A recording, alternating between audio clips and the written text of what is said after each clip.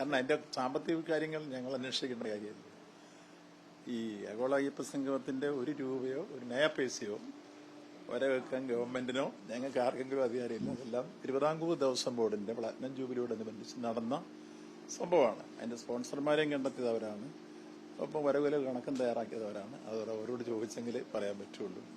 അത് ഏതെങ്കിലും തരത്തിൽ പരിശോധിക്കേണ്ട കൂട്ടർ അത് പരിശോധിച്ച് ഓഡിറ്റ് സഹിതം കൊടുക്കേണ്ട കോടതി കൊടുക്കണം എന്നാണെന്ന് അവർ തീരുമാനിച്ചുള്ളൂ ഞാൻ മനസ്സിലാക്കുന്നു. ബാക്കി കാര്യം ദേവസ്വം ബോർഡിന്റെ അധികൃതരോട് ചോദിച്ചെങ്കിലേ പറയാൻ പറ്റുള്ളൂ. ദേവസ്വം ബോർഡിന് അതിന് എന്തെങ്കിലും പൈസ ദേവസ്വം ബോർഡിന്റെ ഇല്ല. ദേവസ്വം ബോർഡിന്റെ കയ്യിൽ നിന്ന് അന്നൊന്നും ആദ്യം അഡ്വാൻസ് എടുത്തത് തിരിച്ചവർ സ്പോൺസർഷിപ്പ് കൊടുത്തെന്നാണ് അന്ന് പരസ്യപ്പെടുത്തി കണ്ടത്. മറ്റു കാര്യങ്ങൾ ഞങ്ങളുടെ ആശയം നടത്തേണ്ട കാര്യമില്ല. കാരണം സാമ്പത്തിക കാര്യം എപ്പോഴും ദേവസ്വം ബോർഡിന്റെ മുഴുവൻ ദേവസ്വം ബോർഡ് തന്നെയാണ് കൈകാര്യം. എത്ര രൂപ വന്നു, എത്ര ചെലവാക്കി എന്നുള്ള കാര്യങ്ങളൊക്കെ ദേവസ്വം ബോർഡിന് മാത്രമേ അറിയുള്ളൂ. കാരണം അത് ഇങ്ങോട്ട് തരേണ്ട കാര്യമില്ല. അത് അവരുടെ പരിധിയിൽപ്പെട്ടൊരു കാര്യമാണ്. എന്താ 950 ഹിന്ദു റിലീജിയസ് ആക്ട് അനുസരിച്ച് പ്രവർത്തിക്കുന്ന ബോർഡാണ് ദേവസ്വം ബോർഡ്. അതിലേതെങ്കിലും തരത്തിൽ ഇടപെടാനോ കമ്മിറ്റി പങ്കെടുക്കാനോ ആ കാര്യങ്ങൾ അന്വേഷിക്കാനോ ഉള്ള ഒരു അധികാരവും മന്ത്രിക്കില്ല, വകുപ്പിനുമില്ല. അതുകൊണ്ട് തന്നെ ആ കാര്യം അവരോട്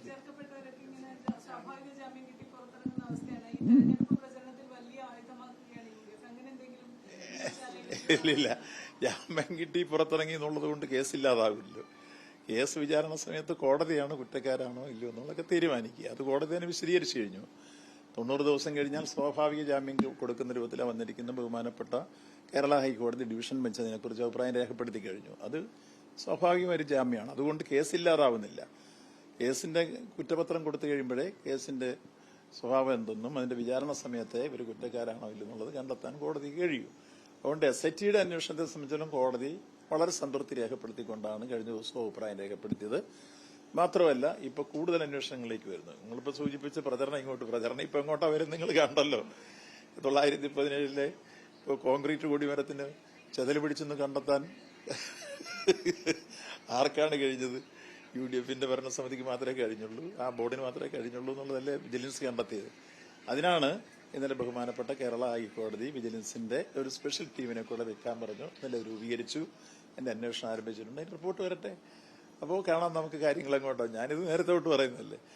ആദ്യം തന്നെ ബഹുമാനപ്പെട്ട കോടതിയുടെ മുമ്പിൽ അഭിപ്രായം രേഖപ്പെടുന്ന രൂപത്തിൽ ഗവൺമെന്റ് അഭിപ്രായം ഞങ്ങൾ രേഖപ്പെടുത്തിയിരുന്നു. മുഖ്യമന്ത്രിയായിട്ട് ആലോചിച്ച് കൃത്യമായി പറഞ്ഞിരുന്നു. ഒന്നുകിൽ പോലീസിലെ ഉന്നതന്മാരായ SIT, അല്ലെ ക്രൈംബ്രാഞ്ചിന്റെ SIT, അല്ലെ വിജിലൻസിന്റെ SIT അന്വേഷിച്ച് സമഗ്ര അന്വേഷണം നടത്തണമെന്നാണ് ഞങ്ങൾ ആവശ്യപ്പെട്ടത്. അതുപോലെ നടക്കുന്നു എന്നറിയുന്നതിൽ സന്തോഷമുണ്ട്. മുഴുവൻ കാര്യങ്ങളും വെളിയിൽ വരണം. ഇതെല്ലാം വരുമ്പോൾ യഥാർത്ഥത്തിൽ കഴിഞ്ഞ പ്രാവശ്യം പോറ്റിയെ കയറ്റുന്നവരാണെന്ന് ഭാഗ്യവർക്കൊക്കെ തിരിച്ചു പാടേണ്ടി വരും എന്ന കാര്യത്തിൽ സംശയമില്ല. ഇപ്പൊ അങ്ങനെയാണല്ലോ കാര്യങ്ങൾ വന്നുകൊണ്ടിരിക്കുന്നത്. അതാണ് വസ്തുത. അതുകൊണ്ട് സ്പോൺസറായി ക്ഷണിച്ചിരുന്നുവെന്ന് ഇമെയിൽ സന്ദേശം കൊടുത്തിരുന്നുവെന്നൊക്കെ രേഖകൾ കൂടി പുറത്തു വരുന്നത്. അതോടൊപ്പം തന്നെയാണ് ഈ കൊടിമരത്തിന്റെ സംബന്ധിച്ച് കൂടുതൽ അളവുകളെ സംബന്ധിച്ച് കൂടുതൽ തുടങ്ങിയിടത്തല്ല കാര്യങ്ങൾ നിൽക്കുന്നത്. പുതിയ തെളിവുകൾ അന്ന് ഈ ദ്വാരപാലക ശില്പം പോയപ്പോ എവിടെ നിന്നാണ് തുടങ്ങിയതെന്ന് പറഞ്ഞതുപോലെ കൂടുതൽ വിവരങ്ങൾ. അല്ലെ, അതിൽ ഞാനന്ന് നേരത്തെ തന്നെ പറഞ്ഞിരുന്നു. യഥാർത്ഥത്തിൽ ആഗോള അയ്യപ്പ സംഗമത്തെ പൊളിക്കാൻ സെപ്റ്റംബർ മാസം 17-ാം തീയതി ഉണ്ണികൃഷ്ണൻ പോറ്റിയാണ് ഒരു ചാനൽ മുഖാന്തരം ആദ്യം ഇത് കാണാനില്ല എന്ന അഭിപ്രായം രേഖപ്പെടുത്തിയത്. പാളി കാണാനില്ല. അപ്പോൾ 19-ാം തീയതി നിയമസഭയിൽ അടിയന്തര പ്രമേയം വരുന്നു. അന്നേരം ഇതൊന്നും വെളി വന്നിട്ടില്ലല്ലോ. അപ്പൊ ഈ ഉണ്ണികൃഷ്ണൻ പോറ്റിയുടെ വെളിപ്പെടുത്തലും 2 ദിവസം കഴിഞ്ഞ 19-ാം തീയതി അടിയന്തര പ്രമേയവും പരസ്പരം കണക്ട് ചെയ്തു വന്നാണ്. 20-ാം തീയതിയാണ് അയ്യപ്പ സംഗമം നടക്കുന്നത്. അപ്പൊ അത് പൊളിക്കാൻ കഴിയുമെന്നുള്ളതാണ് ഉണ്ണികൃഷ്ണൻ പോറ്റി ഉപയോഗിച്ച് സംഘടിപ്പിക്കപ്പെട്ടത്. പക്ഷേ ചക്കിന് വെച്ചത് കൊക്കിന് കൊണ്ടു എന്ന് പറഞ്ഞതുപോലെ സ്വയം ചെന്ന് കുഴിയിൽ വീണു. 28-ാം തീയതി എത്തുമ്പോഴേക്ക് ഉണ്ണികൃഷ്ണൻ പോറ്റിയുടെ വീട്ടിൽ നിന്ന് കാണാനില്ലെന്ന് പറഞ്ഞ സ്വർണ്ണപ്പാളി കണ്ടെടുത്തു. അപ്പൊ പിന്നെ കള്ളൻ കപ്പലിൽ തന്നെയാണെന്ന് മനസ്സിലായി. തുടർന്ന് അന്വേഷണത്തിന്റെ രൂപത്തിലേക്ക് വന്നു. ബഹുമാനപ്പെട്ട കോടതി SIT രൂപീകരിച്ച് നല്ല രൂപത്തിൽ അന്വേഷണം നടത്തിയപ്പോൾ ഒന്നൊന്നായി സംഗതി വെളിയിൽ വന്നു. അതുകൊണ്ട് പണ്ട് കാലഘട്ടത്തിൽ ചെയ്തതെല്ലാം വെളിയിൽ കൊണ്ടുവരാൻ ഈ കാലഘട്ടത്തിൽ കഴിഞ്ഞതിൽ എനിക്ക് അതിയായ സന്തോഷമുണ്ട്.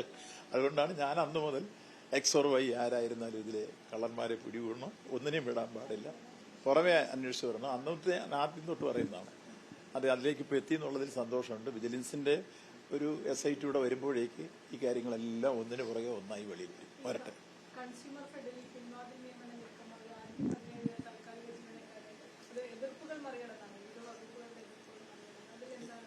ഇല്ല, അത് സംബന്ധിച്ച തീരുമാനമൊന്നും ഇതുവരെ എടുത്തിട്ടില്ല.